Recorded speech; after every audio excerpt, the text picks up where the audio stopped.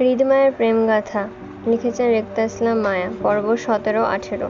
ব্যাগপত্র গুছিয়ে সিএনজি থেকে চট্টগ্রাম রেল স্টেশনে নামল আরিফ। পেছনে দুই বোন বসা, মায়া আর জুই। সঙ্গে আছে বৃদ্ধ ফুলবানু। আরিফ ভাড়া মিটিয়ে পেছনে আসতে সিএনজি থেকে নেমে দাঁড়ালো দুই বোন। একটু পেছনে দাঁড়িয়ে জায়গায় দিল আরিফকে।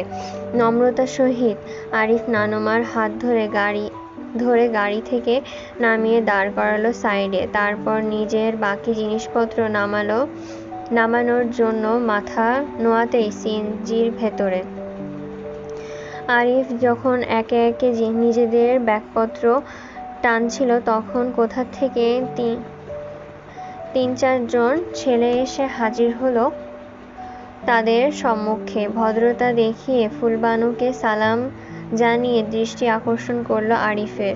গলার সুর পেয়ে লাগেজ রেখে আরিফ পেছনে ফিরতেই চোখে দৃশ্যমান হলো অল্প পরিচিত লোকদের।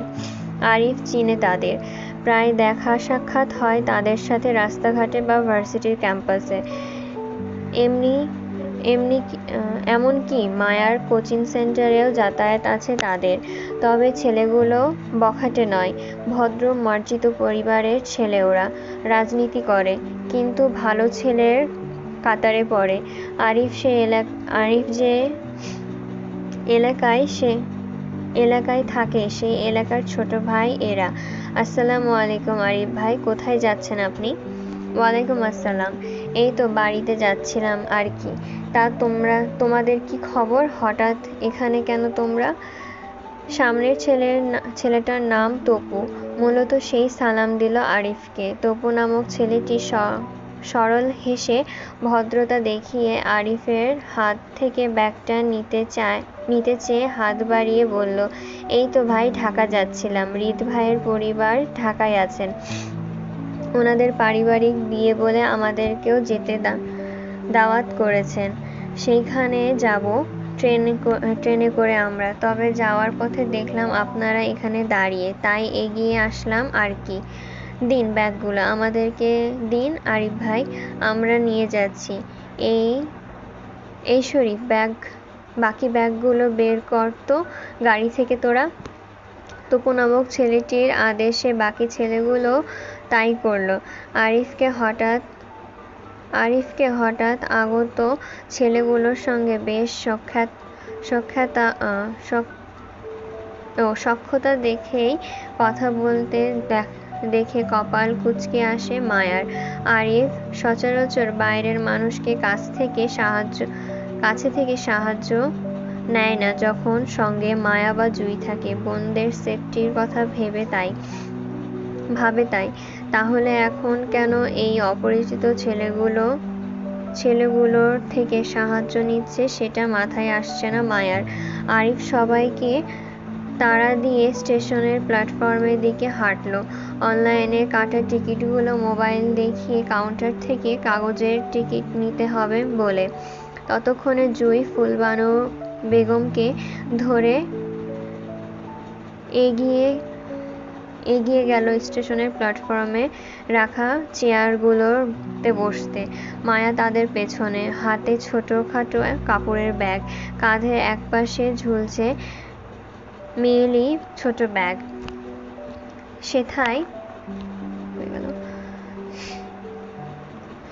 সেথায় ফোনের শব্দ আসলে বেখেয়ালি মায়া হাঁটা থামিয়ে ব্যাগ থেকে ফোন নিতে চাইলে বাধা দেয় তপু নামক ছেলেটি। সে আগের ন্যায় ভদ্রতা দেখিয়ে ছোট গলায় মায়াকে শুধিয়ে বলে, ভাবি, আগে কোথাও বসেন, তারপর ফোন রিসিভ করবেন। এটা পাবলিক প্লেস, আপনার সমস্যা হবে দাঁড়িয়ে কথা বললে। তপুর ভদ্র ভাষায় ছোট করে ভাবি ডাকটা বিস্ফোরণে ঘাড় ঘোরাতে তাকালো মায়া। মায়ার সাথে সাথে সামনে থেকে জুইও তাকালো ফুলবানুর বেগমের হাত ধরে চেয়ারে বসাতে। তপুর ছোট গলায় মায়াকে ভাবি ডাকতে শুনেছে জুই। মূলত সেজন্যই জুইও চমকিত। কিন্তু ফুলবানু বেগমকে সামনে কিছু বলতে নারাজ জুই। বিস্ফোরণে মায়া কিছু বলবে তখনই শরীফ নামক ছেলেটি প্ল্যাটফর্মের চেয়ারের পাশে ব্যাগগুলো রাখতে রাখতে মায়াকে বসার জায়গা দেখিয়ে তপুর ন্যায় সেম ভদ্রতা দেখিয়ে ছোট গলায় বলল, ভাবি আপনি এই চেয়ারটায় বসুন, এখানে কোনো ছেলেরা আসবে না, আমরা আছি আশেপাশে, আপনি বসুন প্লিজ।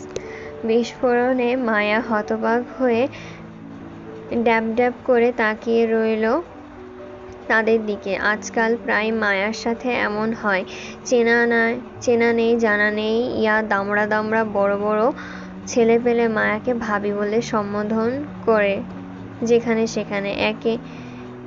এক একজনের আবার কি ভদ্রতা, আহ দেখেই মনটা জুড়িয়ে যায় মায়ার। অথচ কে কার বউ সেটাই জানা নেই মায়ার। আজকাল মায়াকে ছোট বড় সবাই ভাবি বলে সম্বোধন করে, যেন মায়া এই জাতিগত ভাবি হয়। কিন্তু এই জাতিগত ভাইটা কে আজও মায়া জানতে পারে না। মায়া তো বিবাহিত, মায়ার একটা হারিয়ে যাওয়া স্বামীও আছে, সে আজও নিখোঁজ। মায়া তাকে খুঁজে পেলে না হয় একটা কথা ছিল, বলতে পারত না সেও কারোর ভাবি হয়। কিন্তু যেখানে মায়ার গোটা স্বামীটাই নিখোঁজ, খবর নেই, সেখানে মায়া এই জাতির ভাবি হয়ে বসে আছে। এখন মায়া যদি কাউকে প্রশ্ন করে এই জাতিগত ভাইকে নিয়ে কে সে, কাকে জড়িয়ে মায়াকে এত ভাবি ভাবি ডাকা হয়, কে সেই, তাহলে সবার একটাই উত্তর আসে, আমাদের ভাই ভাবি। উৎসুক মায়া ফের প্রশ্ন করে, আপনার ভাইটা কে?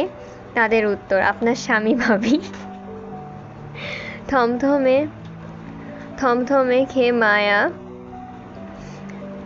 এর বেশি প্রশ্ন কাউকে করতে পারে না, কারণ বাকি প্রশ্ন করার আগেই বাকিরা গায়েব হয়ে যায়। মানে এক কথায় মায়াকে এড়িয়ে চলে যায় মায়ার সম্মুখ থেকে। হতাশ মায়া আজকাল ডিপ্রেশনে ভুগছে। একদিকে নিখোঁজ স্বামীকে খুঁজে পাচ্ছে না, অন্যদিকে জাতির ভাই নামক নতুন বিপদ সংকেত মায়ার কপালে জুটেছে। এর জন্যই শান্তিতে ফ্রেন্ডের সাথে কোচিনের পর কোথাও আড্ডাও দিতে পারে না জ্বালায়। মায়া আজকাল রাস্তার পাশে দাঁড়িয়ে ফুচকাওয়ালা মামার ফুচকাও খেতে পারে না। যদি মায়া খাওয়ার জন্য যায় তাহলে দেখা যাবে কোথাও থেকে কেউ না কেউ সেখানে চলে আসবে, একদম অপরিচিত মুখ মায়ার কাছে তারা। অথচ মায়ার সাথে তারা এত নম্রতা ভদ্রতায় সহিত বিনয়ী কথা বলবে যেন মায়ার খুব বড় ধরনের সম্মানিত ব্যক্তি তাদের। প্রথম দেখায় মায়াকে বাধ্যতামূলক সালাম দিবে, তারপর বিনয়ী সহিত মায়াকে রাস্তায় দাঁড়িয়ে নিষেধ করে বলবে, ভাবি এই রাস্তাঘাট ভালো না, ভাইয়ের নিষেধ আছে, আপনি যাতে রাস্তাঘাটে খোলামেলা চলাফেরা না করেন, তাতে দুষ্ট ছেলেদের উৎপাত বেশি থাকে।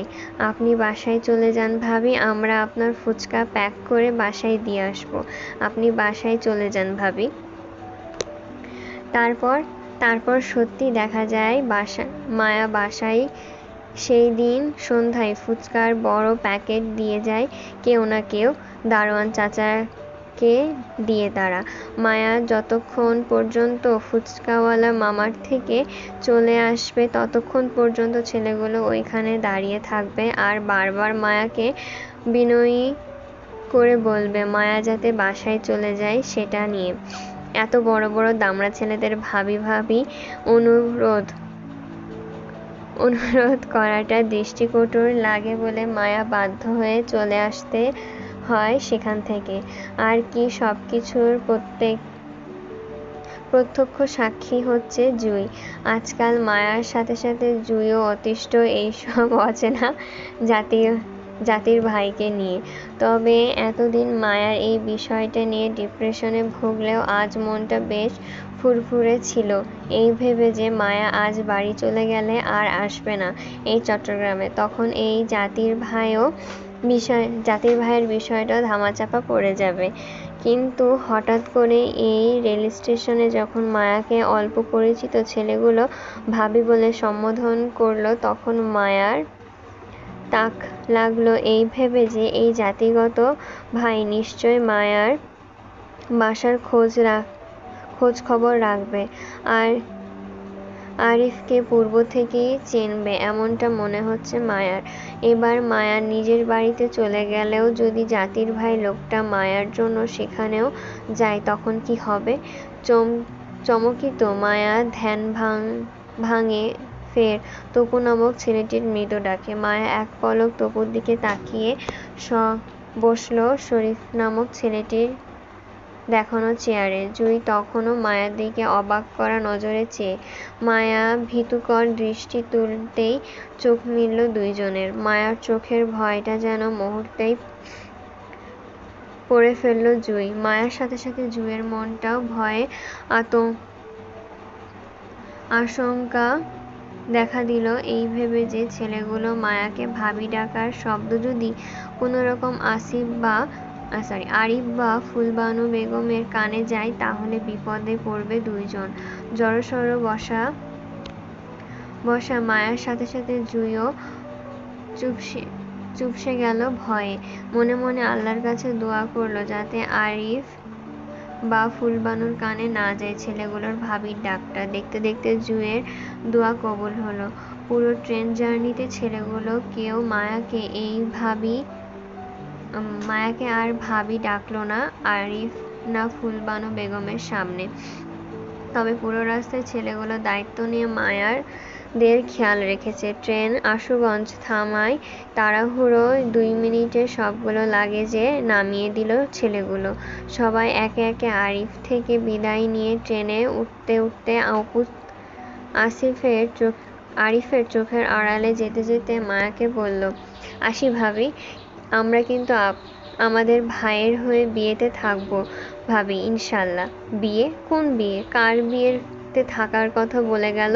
মায়ার বোনের বিয়েতে তো ওদের দাওয়াত করেনি আরিফ। তাহলে কোন ভাইয়ের পক্ষ হতে কার বিয়েতে থাকবে ওরা? ওফ!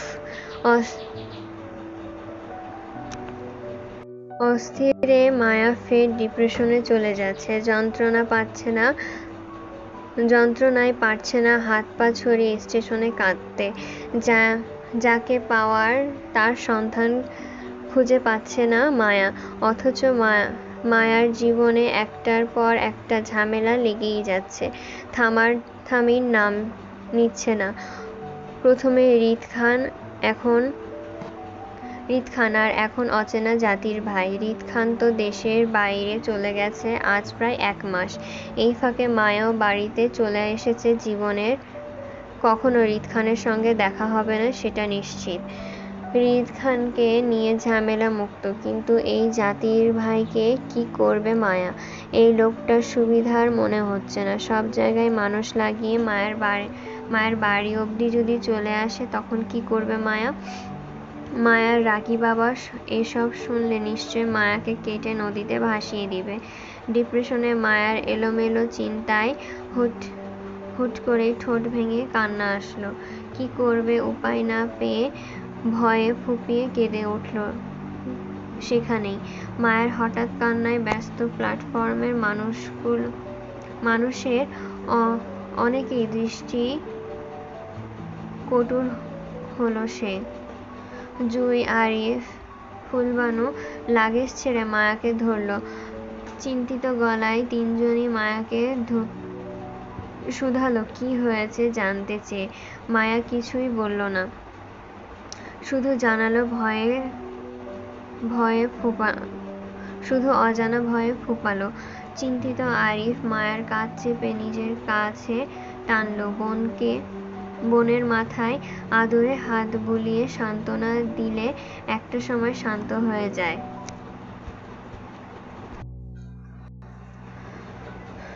তীব্র কোলাহলে গুঞ্জনে সকালের কাঁচা ঘুমটা ছুটে যায় মায়ার। বিরক্তি শুকনো ভাঁজ ললাট বটে আসলে চোখ মেলে তাকাতে চেয়ে পলক ঝাপটালো মায়া। ঘুমের রেশ পুরোপুরি কাটতে না পেরে চোখ জ্বলে উঠল তখনই। অতিরিক্ত মায়ার উপর বিরক্ত মায়া উপর হয়ে বালিশের মুখ গুজে দিল। পাশে হয়তো জুঁই ঘুমিয়ে আছে ভাবল মায়া, তাই হাতড়ে জুঁইয়ের পাশটা চেক করতেই খালি জায়গা পেয়ে মুখ তুলে তখনই চাইল পিটপিট করে। আশ্চর্য, জুঁই বিছানাতে নেই। তার মানে জুঁইও উঠে গেছে এতক্ষণে। শুধু কি মায়াই এত বেলা অবধি পড়ে পড়ে ঘুমোচ্ছে? এমনটা তো হওয়ার কথা না। মায়া বাড়িতে আসলে তা সবার আগে মায়ার রাগী বাবা ডেকে ঘুম থেকে তুলে সবাইকে নামাজের জন্য, অথচ আজ কেউ ডাকল না মায়াকে। ঘুমানোর জন্য মায়াকে এত বেলা অবধি ছেড়ে দিল। মায়া মন সন্তুষ্টি হলো না। বাইরের গুঞ্জনে মনে হচ্ছে বাসায় ঝামেলা চলছে বড়সড়। কিন্তু কি নিয়ে সবার এত কথা কাটাকাটি হচ্ছে তা বুঝতে পারছে না মায়া। বিরক্তি মায়া বিছানা উঠে বসল। রাতে চট্টগ্রাম থেকে বাসায় ফিরতে রাত প্রায় ৯টা নাগাদ হয়ে গিয়েছিল। তারপর গোসল করে খাওয়া দাওয়া করে সবার সাথে একটু কথা বলতে ঘুমাতে রাত 12টার ঊর্ধ্বে চলে যায়। মায়ার রুমে জুঁই আর ফুলবানু বেগম ঘুমিয়েছিলেন রাতে। ক্লান্তময় ঘুমটা এখনো পুরো হয়নি মায়ার।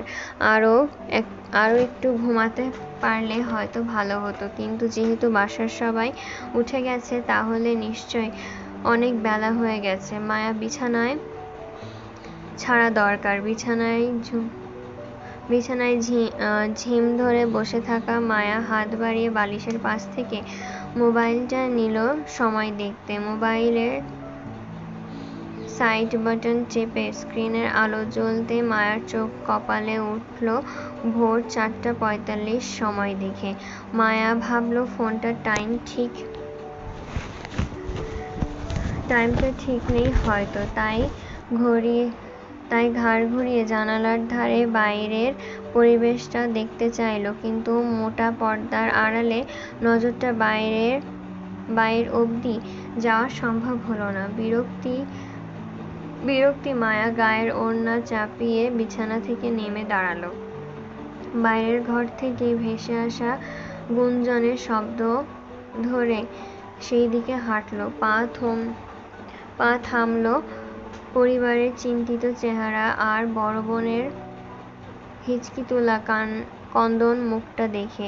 চোখে ঘুম পলক ঝাপটাতেই গায়েব হলো মায়ার। বসার ঘরে দরজার আড়ালে দাঁড়িয়ে দেখল জুঁই আর নিজের মা চাচি বড় বোন মুক্তাকে ঘিরে দাঁড়িয়ে থাকতে। হয়তো সান্ত্বনা দেওয়ার চেষ্টা,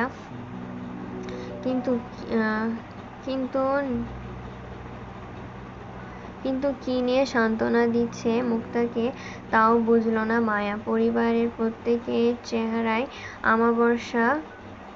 আমাবস্যার ঘোর অন্ধকার লেপ্টে।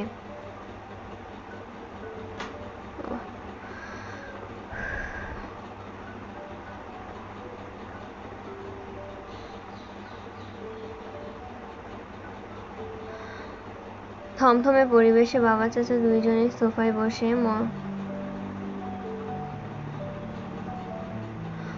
মনন্তর হয়ে। বিষণ্ণতার প্রত্যেকের চেহারায় দৃশ্যমান।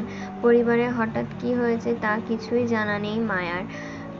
কাউকে প্রশ্ন করবে সেই সাহসটাও পাচ্ছে না। একজনের চিন্তিত মুখটা দেখে জড়সড় মায়া শুধু দরজার আড়ালে দাঁড়িয়ে থাকল অসহায় মুখ করে। তখনই আরিফকে দেখল সকলের চিন্তার অবসান ঘটিয়ে বসার ঘরে ফিরতে বাইরে থেকে। আরিফ বসার ঘরে পা রাখতেই চিন্তিত মুখ খুলল মায়ের মা রেহানা বেগম। ওনারা চলে গেছে আরিফ? সোফায় বসতে বসতে শান্ত গলায় উত্তর করল আরিফ। অধৈর্য ন্যায় ফের শুধালো রেহানা বেগম আরিফকে। আর কিছু বলেছেন ওনারা? কোনো আবদার? আর কিছুই বলেনি মা। ওনাদের আগের কথাই রইল। তবে ফাহাদের নানা নানিকে আমি আগে থেকেই চিনি। চট্টগ্রামের ওনাদের বাসায় আমি গিয়েছিলাম বেশ কয়েকবার। অনেক ভালো মানুষ ওনারা। ফাহাদ আর মুক্তার আনুষ্ঠানিকভাবে বিয়ের ডেটটা হঠাৎ পিছিয়ে যাওয়ায় বারবার দুঃখ প্রকাশ করছিল। বেশ অনুতপ্ত ওনারা মা। আর এর জন্যই মূলত ফাহাদকে নিয়ে এই মধ্যরাতে আমাদের বাসায় ছুটে আসেন ওনারা ক্ষমা চাইতে। আরিফের কথা শেষ হওয়ার মাঝেই তপ্ত গলায় ফোড়ন কাটতে জুয়ের বাবা জামাল সাহেব। তিনি খানিকটা রাগ দেখিয়ে বলল, ওনাদের দুঃখ প্রকাশ দিয়ে আমরা কি করব? একবারের জায়গায় দুইবার বিয়ের পেছানো হয়েছে, তাও ওনাদের জন্য। আমরা কি সমাজ নিয়ে চলি না? সমাজের মানুষকে কি জবাব দেব? দুইবার করে বিয়ের কার্ড ছাপানো হয়েছে, সমাজের মানুষকে, আত্মীয় স্বজনদের দাওয়াত করা হয়েছে। এখন আবার সবার বাসায় গিয়ে বলি যে আপনারা কেউ আমাদের বিয়েতে আসবেন না, আমাদের মেয়ের বিয়ে আবারও পেছানো হয়েছে, দাওয়াত ক্যান্সেল। এসব গিয়ে বললে মান সম্মান থাকবে আমাদের? সমাজের মানুষের কাছে আমরা হাসির পাত্র হয়ে উঠব। ওনাদের যদি এতই সমস্যা থাকে তাহলে না করাক ওনাদের ছেলের বিয়ে। আমরা কি ওনাদের পায়ে পড়ে আছি আমাদের মেয়েকে বিয়ে দেওয়ার জন্য? দেব না এমন বাড়িতে মেয়ের বিয়ে। আমরা আমাদের মেয়ের জন্য এর থেকেও ভালো ছেলের কাছে বিয়ে দিব। তুমি ফোন করে ওনাদের না করে দাও, আমরা মেয়ে বিয়ে দেব না। বড় ভাই, আপনি কিছু বলবেন না? আপনি কিছু বলছেন না কেন? চাচার কথায় ডুকরে কেঁদে উঠল মুক্তা। জামাল সাহেব তখনও রেগে। জুই মুক্তাকে জড়িয়ে ধরে অসহায় মুখে তাকায় বাবার দিকে। শরীফুল ইসলাম চিন্তিত মুখে বসে। পরিস্থিতি ফ্যাসাদে তিনি। এদিকে মেয়ের, অন্যদিকে সমাজ। তাছাড়া ভাইয়ের কথাও ফেলে দেওয়ার নয়। বিয়ের কার্ড দিয়ে দ্বিতীয়বারের মতন সমাজের মানুষ ও আত্মীয় স্বজনের দাওয়াত করা হয়েছে। এখন যদি সবাইকে নিষেধ করা হয় তাহলে অবশ্যই মানুষ হাসাহাসি করবে ওনাদের মেয়ের ভাগ্য নিয়ে। পরিস্থিতিতে জটিলতা বুঝেই চমকে উঠল মায়া। বুঝতেই পারে বোনের বিয়েটা আবারও পেছিয়ে গেছে, কিন্তু কেন তা এখনো জানতে পারেনি মায়া। হয়তো ফাহাদের সঙ্গে তার পরিবারের লোকেরাও এসেছিল মায়ার বাসায়। খুব সম্ভবত ফাহাদের বৃদ্ধ নানা নানি এসেছিলেন। আরিফের কথাই তো তাই বুঝল মায়া। সারা রাত না ঘুমিয়ে হয়তো এই মিটিং করেছিল সবাই। কি করবে? মায়া ঘুম থেকে লেট উঠায় ফাহাদের পরিবারের সঙ্গে দেখা হয়নি, কিন্তু মুক্তার বিয়েটা আবারও কেন পেছানো হয়েছে সেটা বুঝতে পারছে না মায়া। অসহায় আর কৌতূহলে মায়ার দ্বিধা কাটল আরিফ। ছোট বোন মুক্তাকে এক পলক দেখে পরিস্থিতির চাপে পড়ে সে তখন থেকে নীরবে কেঁদে যাচ্ছে মেয়েটা। না নিজের পরিবারকে কিছু বলতে পারছে, আর না ফাহাদকে দোষ দিতে পারছে। সব দোষ মুক্তা নিজের ভাগ্যকে দিল। আজ ভাগ্যের জোরে এই পরিস্থিতিতে দাঁড়িয়ে মুক্তা টেনশন বাড়িয়ে দিয়ে বাবা সম্মতি জানালো ছোট চাচার কথায়। তিনি বলল, জামালের কথা ফেলে দেওয়ার নয় আরিফ। একবারের জায়গায় দুইবার বিয়েটা পেছানোতে সমাজের মানুষ হাসাহাসি করবে আমাদের ওপর। পরিস্থিতি যাই হোক, এতে আমাদের মেয়ের কোনো দোষ নেই। আমরা আমাদের মেয়েকে হাসির পাত্র বানাতে চাই না সমাজের সামনে।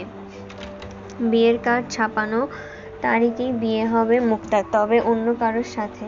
আমার মেয়ে বিয়ে দিব না। তুমি ফাহাদের পরিবারকে এই কথাটা জানিয়ে দাও আরিফ। বাবার গম্ভীর মুখের কথায় আতঙ্কে আতঙ্কিত হয়ে উঠল সদস্যরা। মায়া ভীতু দৃষ্টিতে বোনের দিকে চেয়ে অপরাধীর ন্যায়। মুক্তার কান্নার বেগ আবারও বাড়ল। এবার ফোঁপানো থেকে মৃদু শব্দ কানে বাজছে সবার। আরিফ পরিস্থিতির জটিলতা বুঝে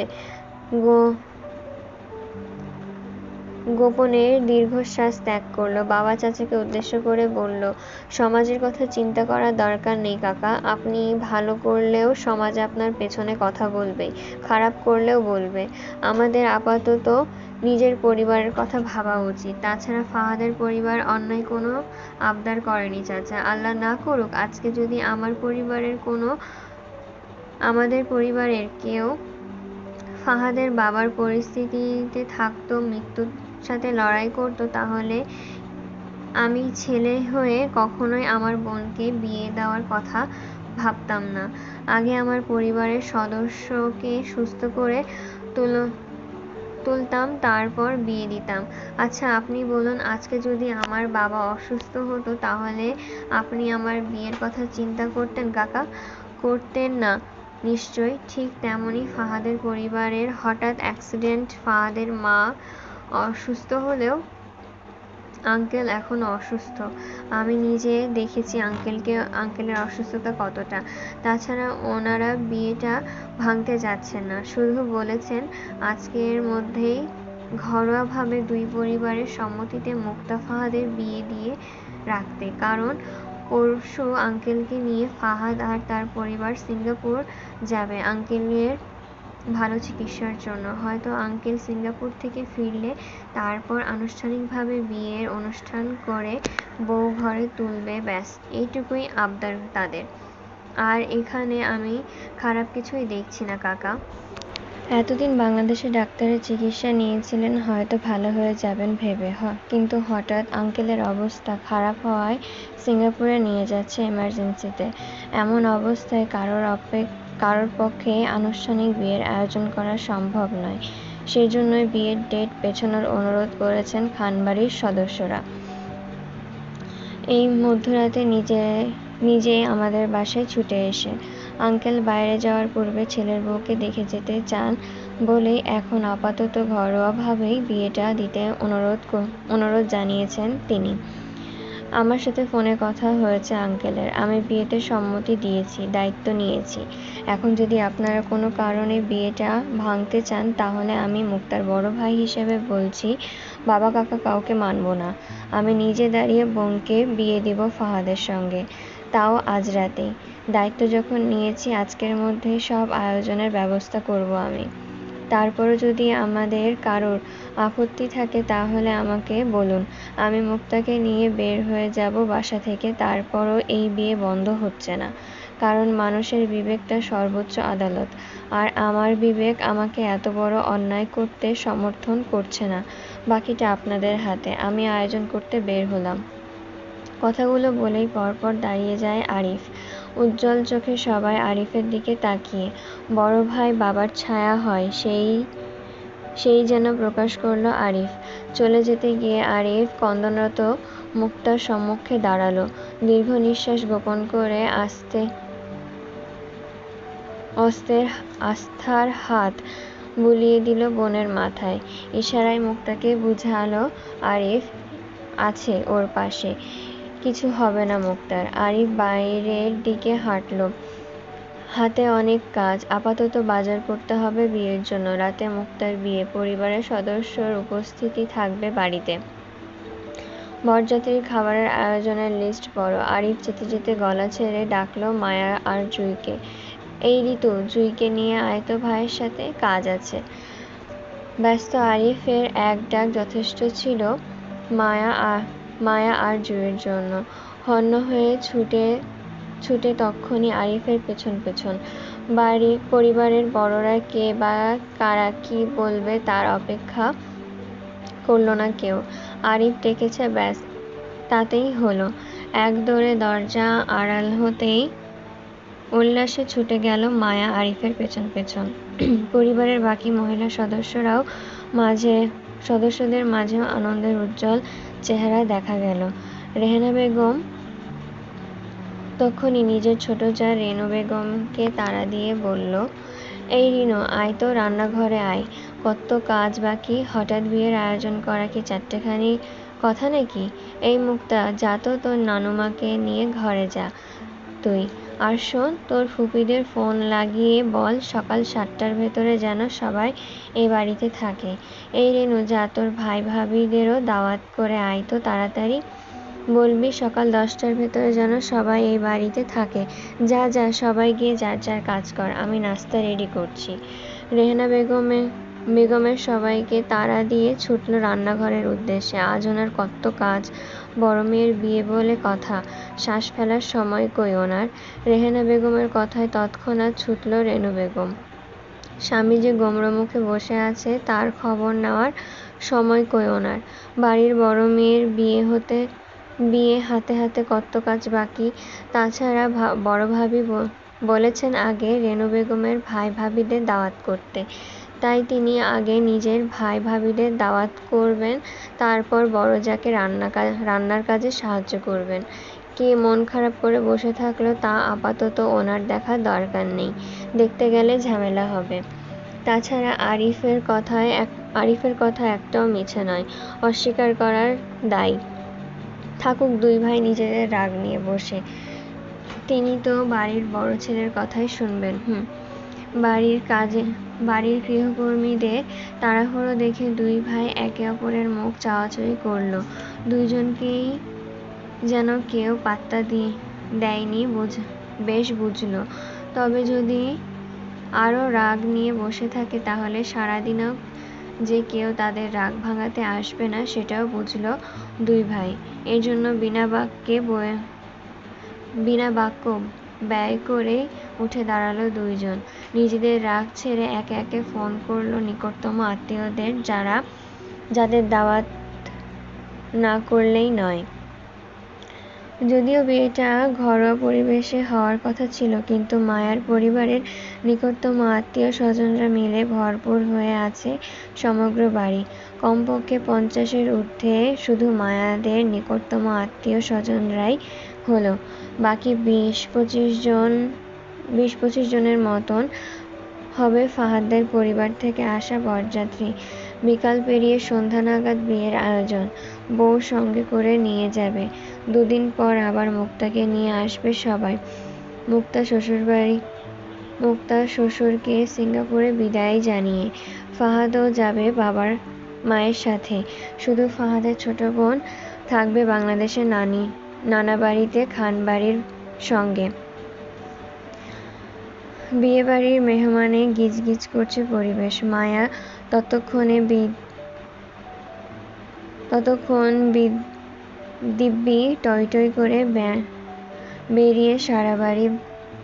বেড়াচ্ছে সারা বাড়ি। বোনের বিয়ে বলে কথা, 2 পা মাটিতে পড়ছে না চঞ্চলতায়। সুন্দর দেখতে একটা চুড়িদার জামাও পরেছে। হুট করে বিয়ে ঠিক হওয়ায় মায়ার শপিং করা হয়নি। সকালে জুই আর মায়া আরিফের সঙ্গে বেরিয়েছিল না, তখনই আরিফ এই সুন্দর দেখতে জামাটা কিনে দিয়েছে মায়াকে। সেম দেখতে একটা জামা জুইও পরে আছে আজকে। মূলত আরিফ জুইকে একরকম দেখতে 2টো জামা কিনে দিয়েছে সকালে। সেই জামা পরে সারা বাড়ি টই করছে মায়া। আবার ব্যস্ততা দেখি মেহমানদারিও করছে মাঝে মধ্যে শরবত এগিয়ে দিয়ে। মায়ার উৎফুল্লতা শুধু বরযাত্রী আসার আগ মুহূর্ত পর্যন্ত দেখা গেল। ফাহাদের সঙ্গে মায়ার আগে কখনো দেখা হয়নি। মুক্তা বিয়ে ঠিক হওয়ার পর ছবিতে মায়া বেশ কয়েকবার দেখেছিল। সরাসরি আজ প্রথম শালি দুলাভাইয়ের পরিচয়। কিন্তু সেই পরিচয় বিস্ফোরণ ঘটল হৃদের দাদা দাদির উপস্থিতি দেখে। দিন দুনিয়া ভুলে সর্বনাশ ঘটিত দৃষ্টি ফেলে তবদা খেয়ে চেয়ে থাকলো শুধু আরাফ খানের দিকে মায়া। আরাফ খান তখনও বরের পেছনে মানে ফাহাদের সঙ্গে দাঁড়িয়ে কথা বলতে ব্যস্ত। মূলত শালীবৃন্দ দুলাভাইকে স্বাগত জানাতে এসেছিল বাড়ির মূল গেটের ফটকে। যেহেতু আনুষ্ঠানিক বিয়ে আয়োজন ছিল না, তাই গেট ধরার মাধ্যমও ছিল না। কিন্তু মায়া আরাফ খানকে দেখতেই তব্দা খেয়ে যায়। দ্বিতীয় বিস্ফোরণ ঘটে যখন শুনল ফাহাদের নানা ভাই হয় আরাফ খান। মায়ার মোটের চিন্তা ভুল হলো না আরাফ খানকে। মোটেও চিনতে ভুল হলো না আরাফ খানকে। এই নিয়ে দুবার দেখা হয়েছে মায়ার সঙ্গে আরাফ খানের। প্রথম দিন কলেজে, দ্বিতীয় দিন ওনার বাড়িতে মেজবানের দাওয়াতে গিয়েছিল মায়া। তখন মায়ার সর্বনাশ হলো তখন যখন মায়া ছোট মাথায় আসলো রিদ খানের ফুফাতো ভাই হয় ফাহাদ। এর মানে রিদ খান মায়ার আত্মীয় হয়ে গেল। সম্পর্কে পাতানো বেআই-বিয়ান। ছি, আর কোনো সম্পর্ক পেল না, সোজা বিয়াই এর পান্তামুখে রিদ খানকেই হতে হলো। মায়ার জীবনটা বেদনার। ফাহাদের মামাতো ভাই যেহেতু রিদ খান, এর মানে রিদ খান অবশ্যই এই বিয়েতে আসবে। নতুন আত্মীয় বলে কথা, আসবে তো অবশ্যই। মায়াও মুখোমুখি হবে আবার। উৎফুল্ল মায়ার মুখটা তক্ষুনি হৃদের ভয়ে চুপসে গেল। জড়সড় অবস্থায় দাঁড়িয়ে ভয়ার্ত মুখ ঘোরালো আশেপাশে। না, হৃদকে মায়ার চোখে কোথাও পড়েনি। মনে হয় বিয়েতে আসেনি। মায়া শান্ত হতে হতে চমকে উঠল স্টেশনে দেখা হওয়া সেই 4টা ছেলেকে দেখে। এই ছেলেগুলো তো কাল মায়াকে ভাবি ভাবি ডাকছিল না স্টেশনে। আজ মায়ার বোনের বিয়েতে চলে আসলো কি করে? কার সাথে আসলো এরা? নিশ্চয় ফাহাদের ভাইয়ের পরিবারের সঙ্গে এসেছে। আচ্ছা, এর মানে কি এই ছেলেগুলো ফাহাদ দুলাভাইয়ের চেনা মানুষ হয়? তার মানে সব সর্বনাশ মায়ার কাঁধে নাচছে। আল্লাহ, এ অচেনা জাতির ভাই যদি ফাহাদের পরিচিত কেউ হয়, তাহলে নিশ্চয় এতক্ষণে জেনে গেছে মায়ার বোনের সঙ্গে যে ফাহাদের বিয়ে হচ্ছে। এবার আরো সহজে মায়ার অবধি পৌঁছে যাবে বিনা বাধায়। এদিকে রিদ খান তো ওইদিকে এই অচেনা জাতির ভাই লোকটা দাঁড়িয়ে। কোন দিকে পালাবে মায়া? পালাবার পথও সবই বন্ধ। অসহায় মায়া তক্ষুনি বুক ফেটে কান্না আসলো। এত ঝামেলার মাঝে ভেবেছিল এবার বুঝি মায়া নিস্তার পাবে সবকিছু হতে, কিন্তু তার কিছুই হলো না।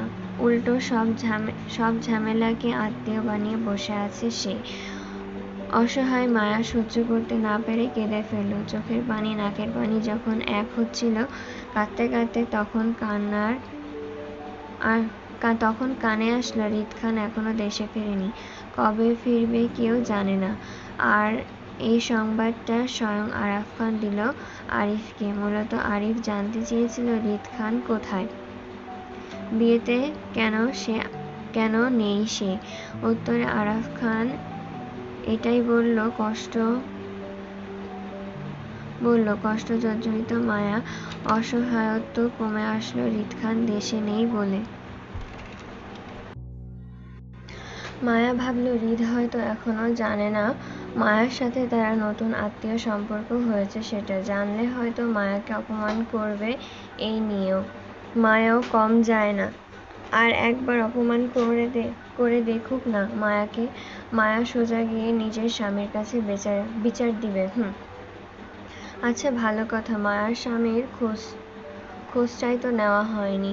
সুমনের সাথে মায়ার কথা হয়েছিল সকালে। সুমন বলেছে বাবা হাফেজ সাহেবের সঙ্গে কথা বলে মায়ার স্বামীর নাম ঠিকানা জোগাড় করে দেবে আজ রাতের মধ্যেই। সেই থেকে মায়া ফোনটা হাতে হাতে নিয়ে ঘুরছে এত ব্যস্ততার মাঝেও। যদি সুমন ফোন দেয় সে আশায়। মায়ার নিখোঁজ স্বামীর খুঁজে পাওয়ার নিয়ে প্রশ্ন। এবার যা কিছুই হোক না কেন, মায়া হাফেজ সাহেবের থেকে নিজের নিখোঁজ স্বামীর ঠিকানা নিয়েই নিবে। হাফেজ সাহেব লোকটা কেমন ইচ্ছাকৃতভাবে মায়াকে ওর স্বামীর খোঁজ দিতে চাচ্ছে না। মায়ার ফোন ধরে না। রাতে সুমন ফোন করুক, সঠিক তথ্য দিতে না পারলে দরকার পড়লে কালকে আবার নরসিংদী চলে যাবে মায়া। তারপরও এবার হারিয়ে যাওয়া স্বামীর ঠিকানা চাই তো চাই। অন্তত ওই গভীর মুখ পাষাণ হৃদকে টেক্কা দেওয়ার জন্য হলেও মায়ার গুন্ডা স্বামীকে চাই। সুন্দরভাবে বিয়েটা সম্পন্ন হয় ফাহাদ আর মুক্তার। বড় বোনের বিদায়ের বেলায় মা চাচির সে কি কান্না। মায়াও একটু কাঁদতে চেয়েছিল, কিন্তু তা করার আর সুযোগ পেল কোথায়। মুক্তার সাথে বরযাত্রীদের সঙ্গে মায়া আর জুঁইকেও যেতে বলল মায়ার গম্ভীর বাবা। মায়া অবশ্য প্রথমে যেতে চায়নি, এজন্য ভাইয়ের পেছন পেছন ঘুরঘুর করেছে কতক্ষণ, কিন্তু লাভ হয়নি জুঁইয়ের জন্য। জুঁইয়ের একটাই কথা, মায়া না গেলে সেও যাবে না কোথাও। অসহায় মায়া রাগে দুঃখে জুঁইয়ের সাথে কথা বলা বন্ধ করে দিল। বাবা চাচাদের আদেশে সুন্দর করে গিয়ে গাড়িতে উঠে বসল মুক্তার পাশে। যেহেতু বউ 2 দিন থাকবে শ্বশুরবাড়িতে, সেহেতু মায়া আর জুঁইও 2 দিন থাকতে হবে মুক্তার সাথে। কথা তো তাই হলো, মায়াও তাই জানে। কিন্তু মায়া মুক্তার সঙ্গে না যাওয়ার প্রধান কারণ ছিল মায়া কাল নরসিংদী যেতে চেয়েছিল সুমনদের বাড়ি, যেটা জুঁইয়ের জন্য সফল হয়নি। তাছাড়া আর অন্য কোনো সমস্যা ছিল না মায়ার, কারণ হৃদ খান তো আর দেশে নেই, তাহলে মায়ার সাথে মুখোমুখি হওয়ার প্রশ্নও আসে না। গাড়িতে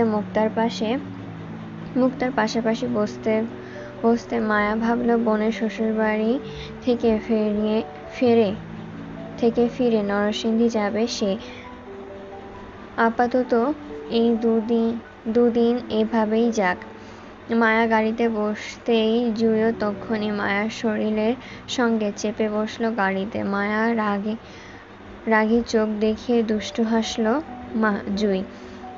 মায়ার শরীরের সঙ্গে চেপে বসতে বসতে বলল, জানিস ঋতু, আমি না রাতে একটা দুঃস্বপ্ন দেখেছি যে সকালে উঠে দেখবি হৃদ খান আমাদের নতুন বেয়াই রূপে হাজির, 2 হাতে পুঁটলি নিয়ে। জানিস পুঁটলিতে কি ছিল? তোর জন্য চানাচুর আর আমার জন্য রসমালাই। আচ্ছা বলতো, বেয়াই তো আমরা 2 জনই হৃদ খানের, একই হই। তারপরও তোর বেলায় এত বড় কিপটেমি কেমনে করতে পারলো বোঝা তো তুই আমারে। জুঁইয়ের খোঁচানো কথায় মায়া গাল ফুলিয়ে বসে মনে মনে শপথ করে ফেলল এমন বেয়াদব বোনের সাথে আর জীবনেও কথা বলবে না। জুঁই যে ইচ্ছে করে মায়ার মজা নিচ্ছে হৃদ খানকে জড়িয়ে, সেটা বেশ বুঝতে পারছে মায়া, নয়তো এমন হালাল স্বপ্ন কেউ দেখে। ভীষণ অস্থিরে মায়া। হৃদের হঠাৎ করে সামনে চলে আসতেই অনেকটা হতভম্ব। মায়া ঘুণাক্ষরেও ধারণাতে ছিল না হৃদ আজ দেশে ফিরবে সেটা নিয়ে। মায়া যদি জানতো হৃদ আজ হঠাৎ করে দেশে চলে আসবে, তাহলে ইহজন্মেও মায়া মুক্তার শ্বশুরবাড়িতে আসতো না। ফ্যাসাদে পড়ে মায়া স্তব্ধ নেই, হতবিহ্বল হয়ে দাঁড়িয়ে রইল জায়গায়। ভয়ার্থ দৃষ্টিতে এদিক সেদিক ঘোরাতেই হৃদের কপালের ভাঁজ শিথিল হলো হঠাৎ।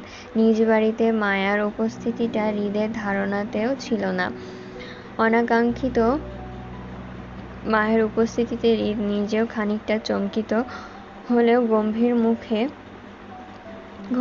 গম্ভীর মুখ অতলেই তা প্রকাশ করল না, বরং মায়াকে কয়েক পলক দেখে খুব স্বাভাবিকের ন্যায় এগিয়ে গেল সিঁড়ির দিকে। গম্ভীর মুখে হৃদ ধূপধাপ পা ফেলে চলল নিজের ঘরে। তখনই হৃদের দিকে জুঁইয়ের পাশ থেকে চেঁচিয়ে উঠল ফাহাদের বোন সেজুতি। তাড়াহুড়োয় হৃদকে পেছনে ডাকল, আরে হৃদ ভাই, তুমি কখন এসেছো দেশে? তুমি কি আজ এই বাড়িতেই থাকবে আমাদের সাথে? সেজুতির কথায় হৃদ পেছনে ঘুরল না আর না উত্তর করল কোনো কিছুর। যেমন হাঁটছিল ঠিক তেমনই হাঁটার গতি বাড়ালো বহাল রাখতেই ফের হৃদের কানে আসলো সেজদির উৎফুল্ল ডাক। সে তাড়াহুড়োয় হেনা খানকে ডাকছে হৃদের ফেরত আসার খবর দিয়ে। হৃদকে নিঃশব্দে চলে যেতে দেখে স্থির নিঃশ্বাস ফেলল মায়া। এতক্ষণ জানটা গলায় আটকে ছিল যেন। মায়া স্থির হলেও সেজদির কথায় হৃদকে উত্তর করতে না দেখে ফের মুখ বেঁকিয়ে আসলো মায়ার। লোকটা আসলেই বজ্জাত, দেমাগি আর অহংকারী টাইপের। কত সুন্দর করে সেজদি ডাকলো, অথচ লোকটা ঘুরেও তাকালো না। এমনকি মায়াকে অপমান করতে সবসময় মুখ চালিয়ে এগিয়ে আসে, অথচ আজকে চুপ। মায়াকে নিজের বাড়িতে দেখে প্রতিক্রিয়াও করলো না। এত ভালো মানুষ তো এই হৃদ খান না। নিশ্চয় মায়াকে অপমান করতে খিচুড়ি পাকাচ্ছে মনে মনে। সুযোগ পেলেই যেন খোঁটা মারবে নিজের বাড়িতে আসা নিয়ে, সেটা মায়া বেশ বুঝতে পারছে। মায়াকে এবার সাবধানে থাকতে হবে, ভুলেও এই লোকটার সামনে পড়া যাবে না। নয়তো মায়াকে অপমান করতে কতক্ষণ লাগবে এই বজ্জাত লোকটাকে। দেখা গেলে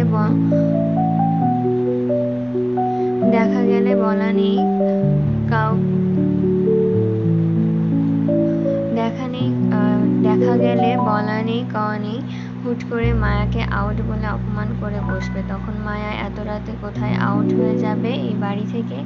জায়গা আছে কোথাও যাওয়ার? এত রাতে একা একা মায়া তো আশুগঞ্জ যাওয়া সম্ভব না। তবে যেটা সম্ভব সেটা হলো আপাতত এই লোকটার চোখের সামনে না পড়া। মায়া বিগত 2 দিন লুকিয়ে চুরিয়ে বেড়াতে হবে এই বাড়িতে হৃদ খানের সামনে পড়তে না চেয়ে। একবার নিজের বাড়ি অবধি পৌঁছাতে পারলে ভুলেও বোনের শ্বশুর বাড়িতে পা রাখবে না আর মায়া। ভাবুক মায়া ঘাড় ঘুরিয়ে তাকালো হৃদের চলে যাওয়ার দিকে। চলন্ত হৃদ চলে যেতে যেতে কি মনে করে সেও ঘাড় ঘুরিয়ে তাকালো মায়ার দিকে। তৎক্ষণাৎ চোখাচোখি হয়ে গেল দুইজনের। অনাকাঙ্ক্ষিত চোখ মিলনের আতঙ্কে আঁতকে উঠল মায়া। আতঙ্কের ন্যায় ঝটফটিয়ে সামনে ঘুরে যেতেই হৃদও ঘাড় ঘোরালো সামনে। হৃদের ভঙ্গিমা তখনও গম্ভীর। বোঝার নেই তার মনে আসলে কি চলছে মায়ার উপস্থিতিতে। সেজদির ডাকে প্রায় সাথে সাথে হেনা খানকেও রান্নাঘর থেকে বেরোতে দেখল মায়া।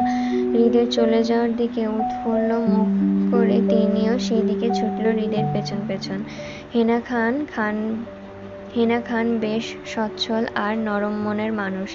এই বয়সেও সেও নিজের পরিবারের তদারকি তিনি নিজের হাতেই করছেন সবটা। ছেলে মেয়ে নাতি নাতনিদের বিয়ে মেহমানদারি সবকিছুই ওনার হাতে। অথচ এত বড় বাড়িতে মায়া হৃদের বাবা মাকে কোথাও দেখল না, আর না কেউ তাদের কথা কিছু বলল। মায়া হৃদের বাবাকে বেশ কয়েকবার দেখেছিল চট্টগ্রামে, কিন্তু হৃদের মাকে আজ পর্যন্ত দেখেনি। মায়া বুঝতেও পারছে না আসলে হৃদের মা জীবিত আছেন নাকি মৃত। যদি জীবিত থাকেন তাহলে কোথায়? উনি উপস্থিত নেই কেন পারিবারিক অনুষ্ঠানে? তাছাড়া হৃদের বাবা বা কেন আসলো না নিজের পারিবারিক বিয়েতে? ভাবুক মায়া। ভাবনার মাঝেই হেনা খানকে দেখল হৃদের রুম থেকে সিঁড়ি বয়ে নিচে নামতে, তাও প্রায় 20 মিনিট পর। হেনা খানের উজ্জ্বল চেহারাটার হাসিটা যেন চোখে পড়ার মতন। হয়তো হৃদের উপস্থিতিতে এতটা খুশি তিনি, তার প্রমাণ ওনার হাস্যোজ্জ্বল মুখে। মায়া বুঝতে পারছে না এমন গম্ভীর মুখে হৃদ খানের উপস্থিতিতে কেউ এতটা খুশিও কি হতে পারে? নয়তো হৃদের মতন মানুষকে তো সোজা ভাষায় কারোর সাথে কথা বলতেও দেখা যায় না। মায়ার ভাবনার মাঝে ফের সেজদি ডাক পড়ল কিচেনে। হেনা খান ডাকছে। সেজুতি হাতে ফোনটা নিয়ে দৌড়ালো সেই দিকে। মায়া সেজুতি চলে যাওয়ার দিকে এক পলক তাকিয়ে দৃষ্টি ঘোরালো জুঁইয়ের দিকে। সে কখন থেকেই সে ফোনে মত্ত, মিটিমিটি হাসছে আর চ্যাট করছে। মায়া যে কিছু জিজ্ঞাসা করবে সেই সুযোগটাও পাচ্ছিল না এতক্ষণ যাবৎ সেজুতির উপস্থিতিতে। সেজুতি চলে যাওয়ায় এবার সুযোগ বুঝে মায়া উঠে দাঁড়ালো। জুঁইয়ের বরাবর দাঁড়িয়ে কিছু বলবে তখনই সেজুতিকে দেখলো কিচেন থেকে কফির মগ হাতে নিয়ে বেরোতে তাড়াহুড়োয়। সেজুতিকে দেখলো মায়া চুপ করে গেল। মুখে আসা কথাগুলো ঢোক গিলে নিয়ে জুঁইয়ের দিকে তাকালো। দেখলো বেখেয়ালি জুঁই তখনও মিটিমিটি হেসে চ্যাট করছে ফোনে। মায়া যে সে কখন থেকে ওর পাশে দাঁড়িয়ে সেই খেয়াল পর্যন্ত নেই। রাগান্বিত মায়া জুঁইকে মুখে কিছু বলতে না পেরেও সেজুতির অগোচরে ধূপ কিল বসালো জুঁইয়ের বাহুতে। মায়ার হঠাৎ কিলে জুঁই হয়ে হারিয়ে হাত ফসকে ফোন পড়ল ফ্লোরে।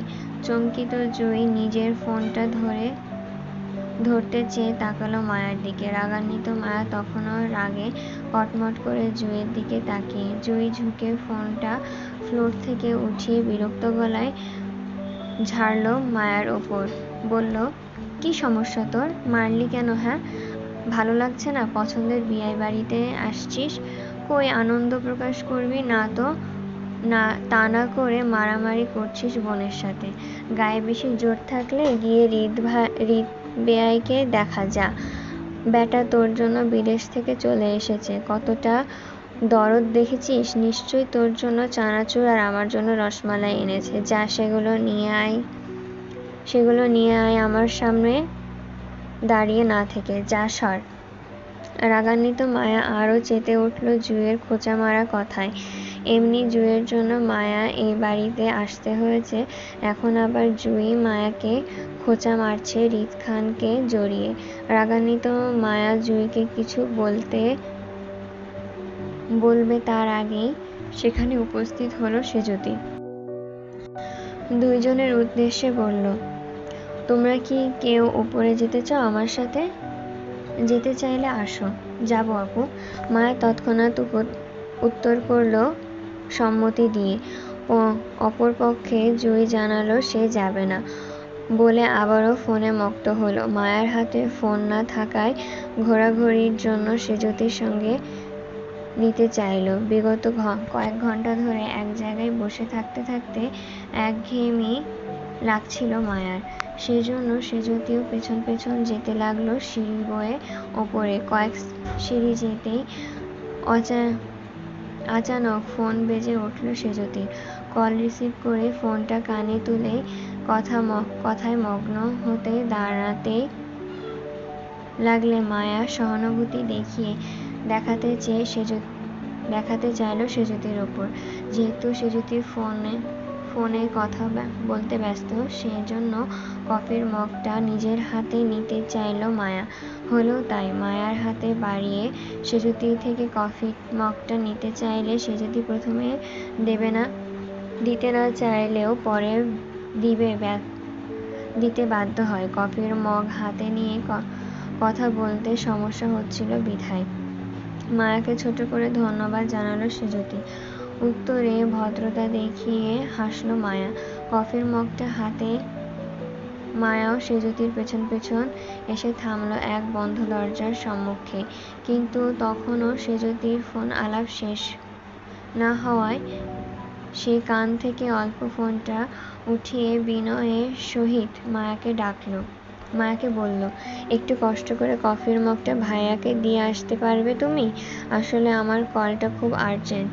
ভাইয়ার রুমেই আছেন হয়তো। তুমি কফির মগটা দিয়ে চলে আসবে পারবে? সরল মায়া ভদ্রতা দেখিয়ে তৎক্ষণাৎ কথার মাথা কাত করে সম্মতি দিল সেজুতির কথায়। আচ্ছা আপু। মায়া সুন্দর সাবলীল সম্মতি দিতেই চাপানো দরজা নক করলো। ভেতর থেকে কোনো উত্তর না আসায় মায়া আবারও নক করলো। পরপর কয়েকবার নক করতেই সাইডে দাঁড়িয়ে থাকা সেজুতি অল্প কান থেকে ফোন উঠিয়ে মায়াকে বলল, ভাইয়া মনে হয় ওয়াশরুমে আছে। মায়া, তুমি কফির মগটা রুমে রেখে চলে আসো। মায়া তাই করলো। দ্বিতীয়বার আর নক না করেই চাপানো দরজা আস্তে করে ঠেলে ভেতরে প্রবেশ করলো। খুব পরিচিত একটা ঘ্রাণ নাকে বাজলো তখনই। আবছায়া আলোয় মায়া রুমটা দেখলো। বেশ সুন্দর আর বড়। ভেতরকার পরিপাটি গোছানো আয়োজন দেখে মায়া বুঝলো এই রুমের মালিক বেশ রুচিশীল। মায়া ভাবলো রুমটা হয়তো ফাহাদের হবে, যেহেতু সেজুতি মুখে মায়া ভাইয়া শব্দটা শুনেছে বেশ কয়েকবার, সেহেতু এই রুমের মালিক ফাহাদেরই হওয়ার কথা, কারণ সেজুতির ভাই তো ফাহাদ, তাই না? সেই হিসেবে এই রুমটাও মুক্তার ভবিষ্যৎ রুম। মায়া গোল গোল চোখে রুমটা দেখতে দেখতে একটু সামনে গেল। কোমর বেঁকে টি টেবিলের ওপর কফির মগটা দেখতে গিয়ে চোখ গেল আবছায়া আলোর সামনে বিছানার ওপর। মুহূর্তেই আকাশ ভেঙে পড়ার ন্যায় চমকে উঠে পুনরায় কফির মগ নিয়ে দাঁড়াতে গেলে হতবুদ্ধি রূপে। হতবাক মায়া থমকে জায়গায় দাঁড়িয়ে রইল বিছানায় হৃদকে বসে থাকতে দেখে। রুমের লাইট অফ থাকায় মায়া প্রথমে হৃদের উপস্থিতি ঠাউর করতে না পারলেও হৃদ মায়াকে রুমে প্রবেশ করতে দেখেছিল। তখন থেকে হৃদ শান্ত দৃষ্টিতে মায়ার দিকে চেয়ে। মায়া হতভাব, সবকিছু খেয়াল করছিল সে। মূলত হৃদ বাইরে থেকে রুমে এসেই 30 মিনিটেরও ওপরে। তারপরও ফ্রেশ হতে পারেনি। প্রথমে হেনা খানের জন্য, পরে তার ফোনে কলের জন্য। হেনা খানের কাছে সে কফি চেয়েছিল তখন। হেনা খান চলে যেতেই ভেবেছিল ফ্রেশ হবে, কিন্তু জরুরি ফোন কল আসায় কথা বলতে বলতে বিছানার পাশে এসে বসেছিল। সেজন্য তখন মায়া দরজা নক করাটা খেয়াল করেনি হৃদ। কিন্তু মায়া তার রুমে প্রবেশ করতে দেখেই ফোন কানে থাকা অবস্থায় খানিকটা কপাল কুঁচকে আসলো হৃদের। নিঃশব্দে মায়াকে লক্ষ্য করে কল কেটে ফোনটা রাখলো বেড সাইড টেবিলের ওপরে। তারপর আস্তে ধীরে হাতের ঘড়িটাও খুলেও সেখানে রাখার সময় মায়ার দৃষ্টি পড়ল হৃদের দিকে। এতে হৃদ বিন্দুমাত্র অবাক হলো না মায়ার উপস্থিতিতে, আর না চমকালো, বরং স্বাভাবিকের ন্যায় মায়াকে দেখে তাকিয়ে উঠে দাঁড়ালো। কোমর বেঁকে সুইচবোর্ডের সুইচ চেপে রুমের আলো জ্বালিয়ে আবারও ঘাড় ঘুরিয়ে তাকালো থমথমে খেয়ে থাকা মায়ার দিকে। কোমরের গুজে রাখা শার্টটা টেনে প্যান্টের উপরে ফেলতে ফেলতে শান্ত দৃষ্টি ঘোরালো মায়ের পা থেকে মাথা অবধি। দুই হাতে পকেটে গুজতে মায়ের উদ্দেশ্যে তীক্ষ্ণ গলায় বলল, কি চাই? থমকে যাওয়া মায়া ধ্যান ভাঙল হৃদের গম্ভীর গলায়। জড়তায় আড়ষ্ট হয়ে মিয়ে গেল তখনই। মায়া ফাহাদের রুম মনে করে ভুলক্রমে হৃদের রুমে ঢুকে পড়েছে। এমনি এই লোকটার সাথে মায়ার সখ্যাতির সম্পর্ক নয়, তার উপর আবারও ভুল করে এই লোকের রুমে এসেছে মায়া। আগের বার মায়া হৃদের দাদি বাড়িতে যাওয়াটা পছন্দ করেনি, হৃদের জন্য অপমান করেছিল ছায়াকে আউট বলে। এবার নিশ্চয় ওটা মায়াকে আউট বলে হবে। আচ্ছা, এবার নিশ্চয় আরো বেশি অপমানজনক কথা শোনাবে মায়াকে নিজের রুমে দেখে। দুঃখিত মায়ার দুঃখের কেঁদে কুটে বুক ভাসাতে ইচ্ছে করল।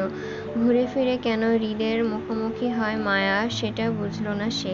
দুঃখী মায়া দুঃখ কষ্টে নিজের ভাগ্যের দোষ বানালো। আজকে মায়ের ভাগ্যে হৃদের দোষ পড়ে গেছে, আজকাল মায়ার ভাগ্যে হৃদের দোষকাল পড়ে গেছে। সেজন্য মায়া প্রতিবার ঘুরে ফিরে শুধু হৃদ খানের চক্রেই ফেসে যায়। এজন্য দুঃখে কষ্টে জর্জরিত মায়া ছোট গলায় মিয়ে গিয়ে বলল হৃদকে, কিছু চাই না। হৃদ তৎক্ষণাৎ কিছু বলতে চাইল, তাহলে হৃদের কথায় মাঝখানে ফোড়ন কাটল মায়া। হৃদকে শেষ করতে না দিয়ে বেশ সাহসী গলায় হৃদকে শাসিয়ে বলল, তাহলে কি? হ্যাঁ, কি করবেন আপনি? আমাকে ভয় দেখান? আমি আপনাকে ভয় পাই না আমি আপনাকে ভয় পাই মনে করেছেন? ভুলেও না। আপনি হবেন কোথাকার নেতা সেটা। আমি আপনাকে মোটেও ভয় পাই না, বুঝেছেন? উল্টো আপনি আমাকে ভয় পাবেন যদি আপনি আমার আসল পরিচয় জানেন। তো আপনি জানেন আমি কে? চেনেন আমাকে? আমি হলাম জাতির ভাবি।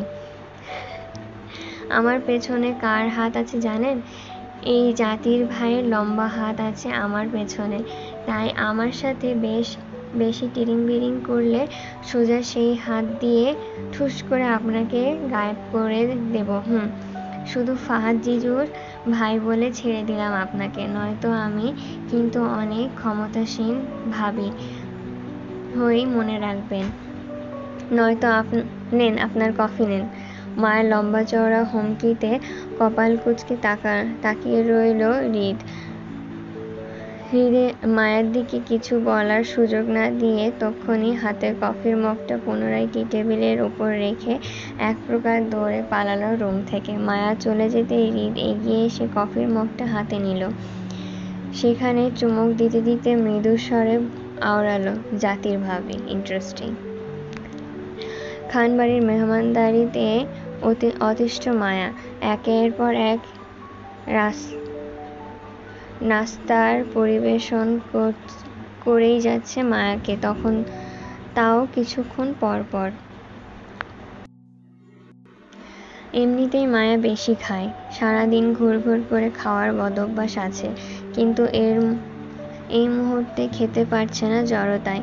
বোনের শ্বশুরবাড়িতে আছে মায়া। প্রথম দিন যদি এত বেশি খায় তাহলে মায়ার ভদ্রতা চলে যাবে না? বল। তখন মানুষ কি বলবে মায়াকে? মায়া পেটুক রাক্ষসের মতো খায়, এটা বলবে। তখন মায়া আর ভদ্রতা থাকবে, চলে যাবে না?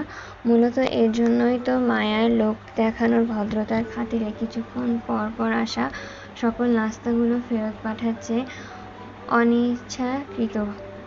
কিন্তু খানবাড়িতে মানুষজনও জানি কেমন। দেখছে মায়া খেতে পারছে না, ভদ্রতা রক্ষা করছে, তারপরও কিছুক্ষণ পর পর গাদা গাদা নাস্তা দিয়ে যাচ্ছে মায়াকে। আর এই জন্যই মায়ার ভালো লাগছে না, অতিষ্ঠ লাগছে খানবাড়ির অতিরিক্ত মেহমানদারিতে। আর লাগবেই বা না কেন? চোখের সামনে প্রিয় খাবারগুলো বারবার ফেরত পাঠাতে কার ভালো লাগে? মায়ার কষ্ট হয় না বুঝি? দুঃখী মায়া নিজের সামনে রাখা ট্রে ভর্তি খাবার দিকে তাকালো। হতাশায় দৃষ্টিতে বিরক্তি ঠেলে চোখে ঘুরিয়ে আশেপাশে তাকালো জুঁইয়ের খোঁজে। এই জুঁইও আশেপাশে কোথাও দেখা যাচ্ছে না। হয়তো ফাহাদের বোন সেজতির সাথে কোথাও গিয়েছে। মায়াও যেতে চেয়েছিল ওদের সাথে, কিন্তু জুঁই বলল ও নাকি ওয়াশরুমে যাবে, আবার এক্ষুনি চলে আসবে বলেই মায়াকে অপেক্ষা করতে বলেছিল। মায়াও সে সন্ধ্যা থেকে এই খানবাড়ির ড্রয়িং রুমের সোফায় বসে থাকতে থাকতে মায়ার কোমর লেগে এসেছে ব্যথায়। অতিষ্ঠ মায়া বিরক্তিতে উঠতে পারছে না ভদ্রতা দেখিয়ে। কোন দিকে যাবে সেটাও বুঝতে পারছে না। যাও একটু উঠেছিল সেজতির পেছন পেছন, কিন্তু হৃদের ভয়ে ফের এখানে এসে বসেছে পুনরায়। তাছাড়া মায়া এখানকার কোনো কিছুই চেনে না। তারপরও আবার মায়ার বোন মুখটাকে ওপরে কোন রুমে নিয়ে গেছে তখন সেটাও মায়া দেখেনি। শুনেছে মুক্তাকে ফাহাদের বাবার রুমে নিয়ে গেছে। ছেলেরা সব বাইরে। মায়াকে সারাক্ষণ ভাবি ভাবি ডাকা ছেলেগুলো খানবাড়ির বাগানের দিকে দেখেছিল মায়া। হেনা খানের সাথে ফাহাদের মাকে দেখেছিল কিচেনে সার্ভেন্টদেরকে রান্নায় সাহায্য করতে। বাকি রইল মায়া, সে একাই আপাতত খানবাড়ির ড্রয়িং রুমে বসা। আশেপাশে মানুষের উপস্থিতির শব্দ মায়া পাচ্ছে, কিন্তু মায়ার পাশে কেউ নেই। নিঃসঙ্গ মায়া অতিষ্ঠ হয়ে একটা সময় সোফায় বসে মোচড়ামুচড়ি শুরু করলো বিরক্তিতে। কি করবে ভেবে না পেয়ে খাবার দিকে তাকালো। খাবে কি খাবে না তা নিয়েও দ্বিধায় ভুগল। মায়া নিজের বাসায় থাকলে এতক্ষণ সবগুলো নাস্তায় মায়ার পেটে চলে যেত, মায়ের পেটে চালান হয়ে যেত। কিন্তু বোনের শ্বশুরবাড়িতে ভদ্রতা দেখাবে নাকি খাবে তাই নিয়ে ভাবল। খুব জোর করে মনটাকে বোঝালো না থাক, মায়া এই মুহূর্তে ভদ্রতা দেখাবে না খেয়ে। মায়া চিন্তা ভাবনার মাঝে কেউ একজন ধূপ করে মায়ের গা ঘেঁষে বসে পড়েছে। হঠাৎ বসার দরুন মায়ার বাহুর সঙ্গে বাহু আর উরুর সঙ্গে উরু ঘষা লাগতেই চমকে উঠে মায়ার পাশে তাকাতেই অনাকাঙ্ক্ষিতভাবে মায়ার নাক মুখ বাড়ি খেল হৃদের বাহুতে। স্নিগ্ধ মিষ্টি ঘ্রাণ নাকে ভাসতেই শরীর শীতল হয়ে আসলো মায়ার। হৃদের হঠাৎ উপস্থিতিতে থমকে যাওয়ার মতন কয়েক সেকেন্ড থ মেরে রইল। একটা সময় হুঁশে ফিরতেই ধড়ফড়িয়ে হৃদের পাশ থেকে উঠে দাঁড়াতে চাইলে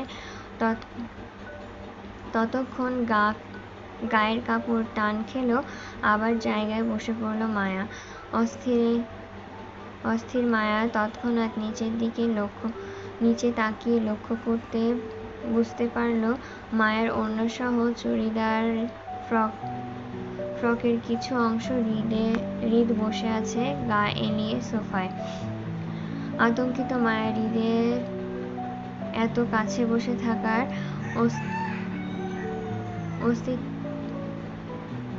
অস্থিরের ন্যায় ছটফট করে টানাটানি শুরু করলো নিজের কাপড় হৃদের নিচ হতে ছাড়াতে। হৃদ মায়ের দিকে তাকালো না, আর না মায়ের কাপড় ছাড়লো বসা থেকে, বরং গা এলিয়ে সোফায় বসলো। ভাবখানা এমন হৃদের পাশে আপাতত কেউ নেই, আর না হৃদ কাউকে দেখতে পাচ্ছে। তখনই হৃদ গলা ছেড়ে হেনা খানকে ডেকে বলল হৃদকে পুনরায় কফি দিতে। হৃদ হেনা খানকে ডাকায় অধৈর্যের ন্যায় অস্থির হলো মায়া। হেনা খান ওদের দুইজনকে খোলামেলা গা ঘেঁষাঘেঁষি করে বসে থাকতে দেখলে নিশ্চয়ই খারাপ ভাববে মায়াকে।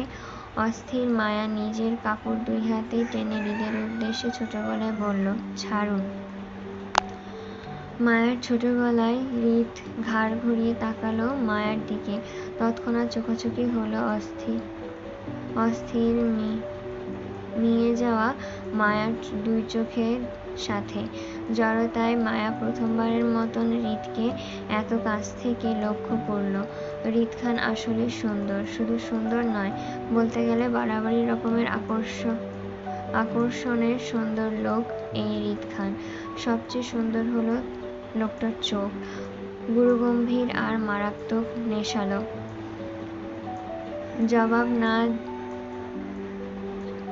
জবান না যেন চোখের কথা বলে তার।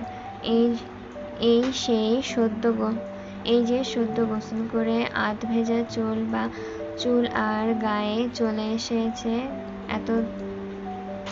এতে হৃদ আরো স্তব্ধ আর স্বচ্ছ আর স্নিগ্ধ সুন্দর লাগছে মায়ার চোখে। এই যে হৃদের ঘাড় বেয়ে নামা ফোঁটা পানিও মায়ার চোখে গেল। বুকের পাশে হালকা ভেজা কালো টি-শার্টেও তো প্রথম নজর পড়েছিল মায়ার। লোকটাকে আসলে সুন্দর, শুধু একটু বদমেজাজি রাগটা আছে। সেটা ছাড়া সেটা ছেড়ে দিলেই একদম পারফেক্ট লাগতো। হৃদ মায়াকে মনোমুগ্ধ ন্যায় নিজের দিকে তাকিয়ে থাকতে দেখে তার কপালের ভাঁজ শিথিল হলো তখনই। মায়ার ধ্যান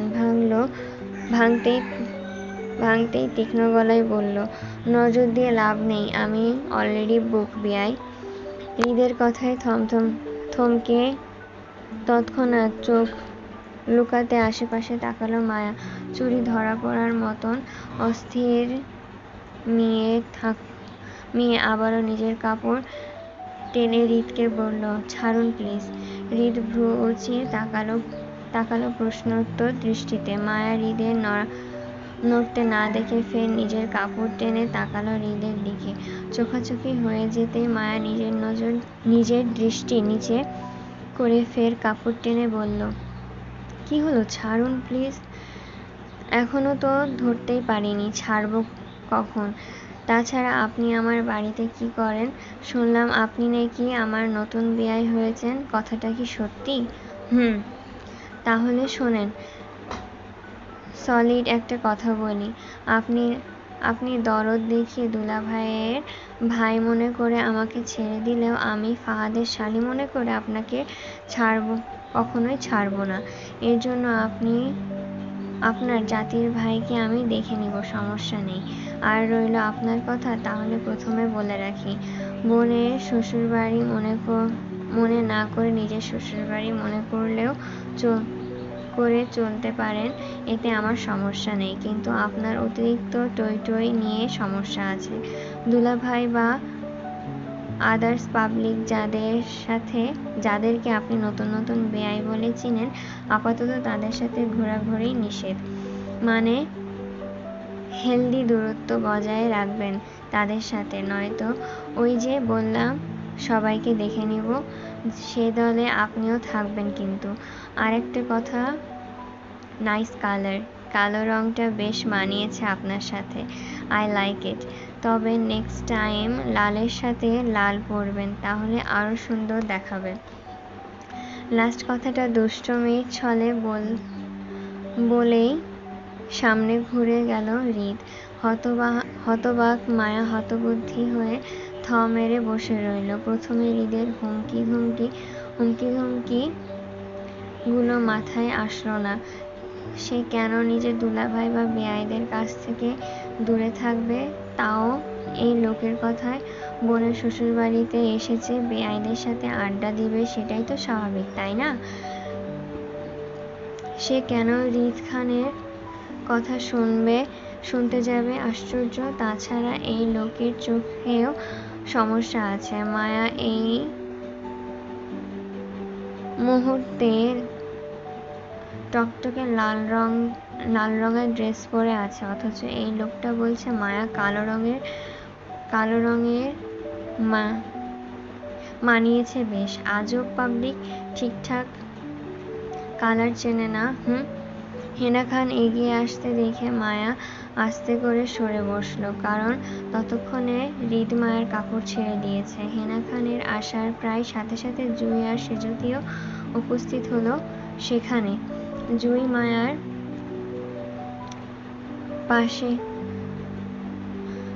পাশে জুই বসতে দেখে রাগে মুখ বাঁকালো মায়া।